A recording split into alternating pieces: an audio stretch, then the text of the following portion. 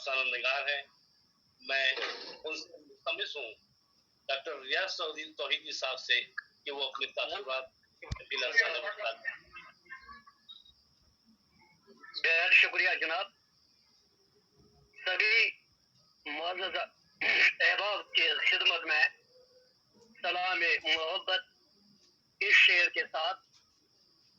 خوشبو جیسے لوگ ملے افسانے میں، خوشبو جیسے لوگ ملے افسانے میں، ایک پرانا خط کھولا انجانے میں. السلام علیکم رحمت اللہ. ایک جملہ میں بتاؤں گا پہلے، اس کے بعد میں ڈائریکٹ افسانوں پر آؤں گا، کوئی تمیز نہیں باندھوں گا، کیونکہ بہت خوبصورت باتیں یہاں پر یہ ڈاکٹر صاحب، آفاق صاحب اور یہ جو دوسرے احباب نے اس حوالے سے کیے ہیں. یہ جو سوشل میڈیا کے ذریعے پچھلے کئی برسوں سے دو گاؤں بہت مشہور ہوئے ہیں، خصوصاً افسانہ نگاری کے حوالے سے. ایک ہے مالی گاؤں اور دوسرا ہے جل گاؤں. اور مجموعی طور پر یہ جو آپ شاید خاندیش کیا کہتے ہیں اس علاقے کو، اس خطے کو، تو لیکن گاؤں تو وہ ہیں، لیکن میں سمجھتا ہوں اردو زبان و ادب کے ایک شعر ہیں. جیسے قاضی یہ جو ہیں افضال ایک صاحب ہیں، یہ جو اپنے دوست ہیں افسانے لکھتے ہیں، یہاں تنویر سما پوری صاحب، ڈاکٹر فریدہ بیگم صاحبہ، اور یہ جو آپ لوگ یہاں پر وسیم عقیل صاحب، یہاں سلام بن رزاق صاحب تو ایک ہسٹوریکل فگر ہے ہمارے افسانے کی، کچھ نور الامین صاحب یا کچھ اور بھی ہیں، اب نام نہیں گنوانا ہے، یعنی ایک اچھی شناخت بن پائے ہیں. تو تعبیر افسانہ ڈائریکٹ میں اب افسانے پر آؤں. یہ ہے وسیم عقیل شاہ کا افسانہ، جو پہلا افسانہ یہاں پر پیش ہوا. خوش قسمتی یہ ہے کہ میرا نیٹ ورک بھی اچھے طریقے سے چل رہا تھا، تو دونوں افسانے میں نے بغور سنے بھی. تو ایک علامتی یہ افسانہ جو ہے، افسانہ ایک علامت اور راست بیانیہ کا دلچسپ افسانہ ہے، یعنی تعبیر افسانہ. دو چیزیں یہ جو ہے اسلوبیاتی طور پر نظر آتی ہے، یعنی علامتی اظہار بھی ہے اور راست بیان میں 2 in 1 میں ہے یہ. اور خواب جیسی صورت حال لے، کہیں کہیں اس میں فینٹیسی فکشن کی فضا پیدا کرتی ہے.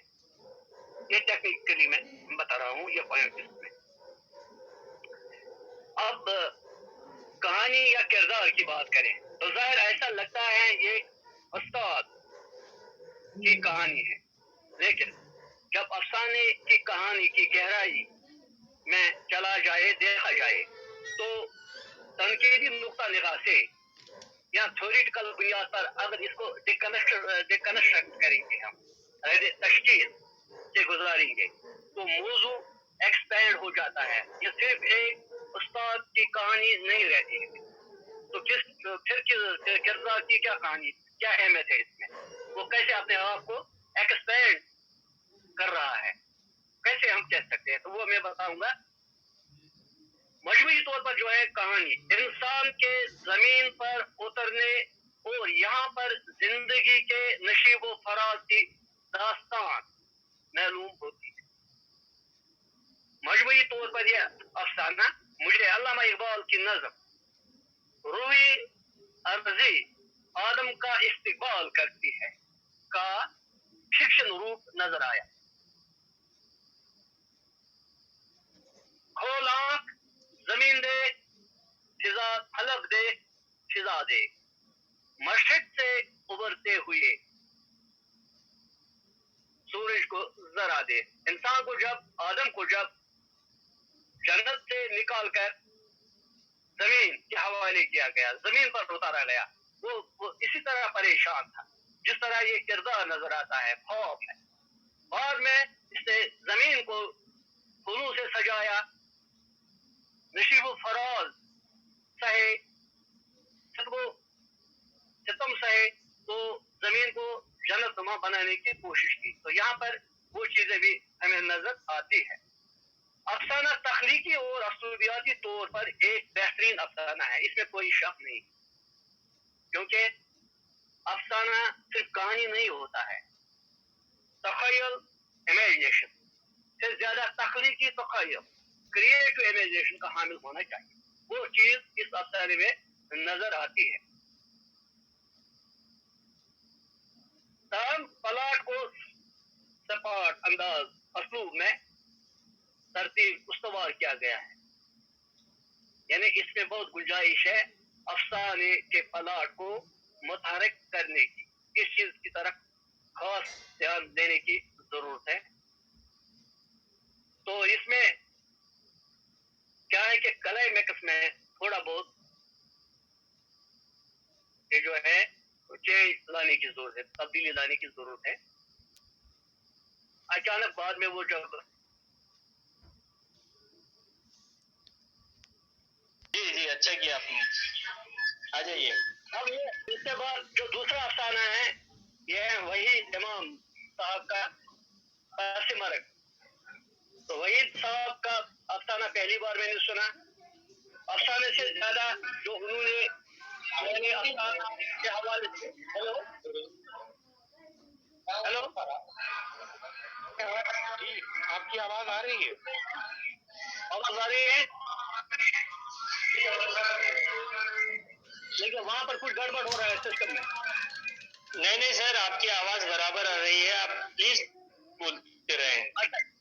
تو اس میں جو افسانے کے حوالے سے علامت اور یہ جو ابہام اور اسلوب کی باتیں انہوں نے پہلے واضح کر دی تو وہ مجھے بہت پسند آئی۔ یہ افسانہ زبان و بیان اور اسلوب کی عمدہ پختگی کی عکاسی کرتا ہے، وہی امام صاحب کا افسانہ۔ اس افسانے کی یہ بھی خوبی پسند آئی کہ یہ نیم علامتی اسلوب کا حامل ہے۔ وہاں پر یہ جو تھا وسیم صاحب کا افسانہ، میں نے وہاں پر عرض کیا نا کہ وہ علامتی اور راست بیانیہ پر اس کو لکھا گیا ہے، اس کو ہوا ہے، تو یہ جو ہے نیم علامتی ہے۔ خیر اور شر کی فطرت، گڈ اینڈ ایول نیچر ہوتی ہے۔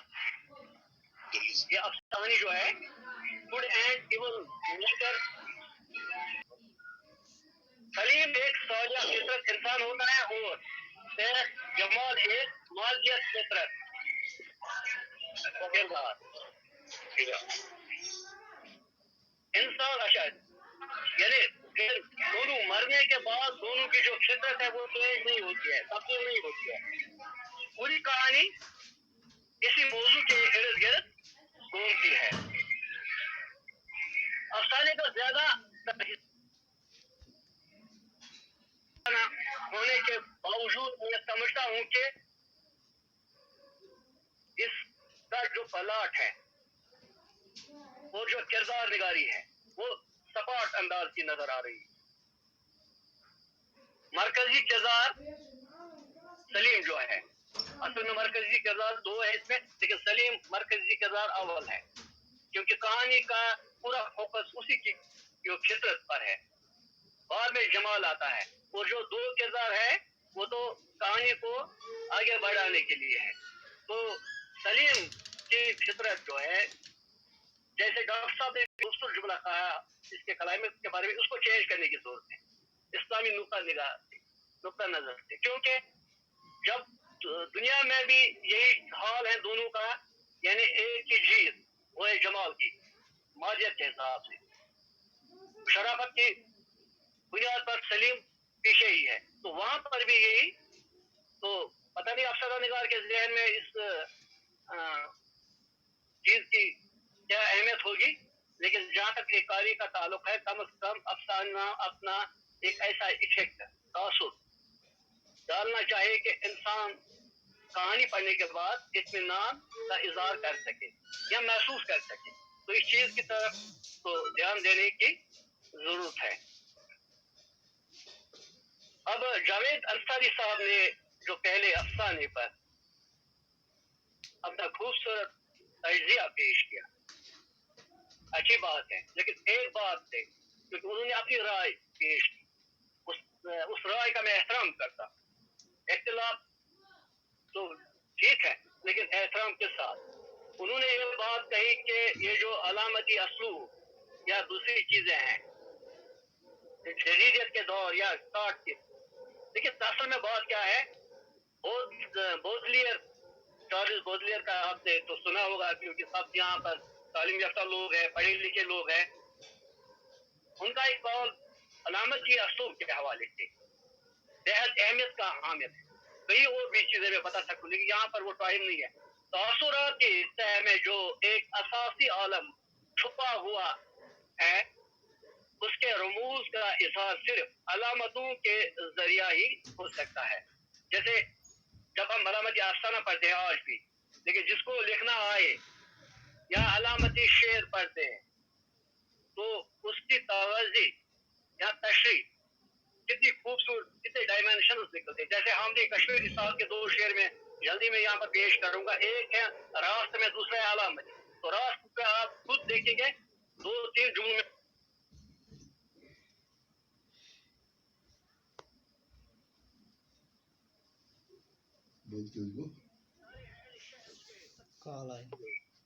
इसकी गलती का कुछ है। नादीदा साहिलों के चिरागों को गुल करो, काले पानियों में गिरफ्तार हो गए। अब अगर आप कहेंगे हम इसे तहकीक करने बैठे तो पहला शेर कितना वाजिया है, मुख्तसर 3-4 जुमलों में, लेकिन दूसरे में इंसान का ज़हन उसको फोकस करना है, तनकीदी नुक्ता निगाह से। वो तनकीद यही नहीं है, आप तो सब जान करना, ये तो रस्मी तनकीद है, अदबी तनकीद है किसी अच्छे तख्लीकी मतन को डिस्कोर्स बनाना, तजिया करना, लेकिन जब वो खुद तकाजा करे इस चीज का। बाकी जिसको रास्त बयान के अफसाने पसंद है वो भी अहम है, मैं इनका इनकार नहीं कर सकता हूँ, लेकिन इस चीज का भी हम इनकार नहीं कर सकते हैं कि अलामती असलूब फिक्शन और शायरी के लिए बेहद अहम है।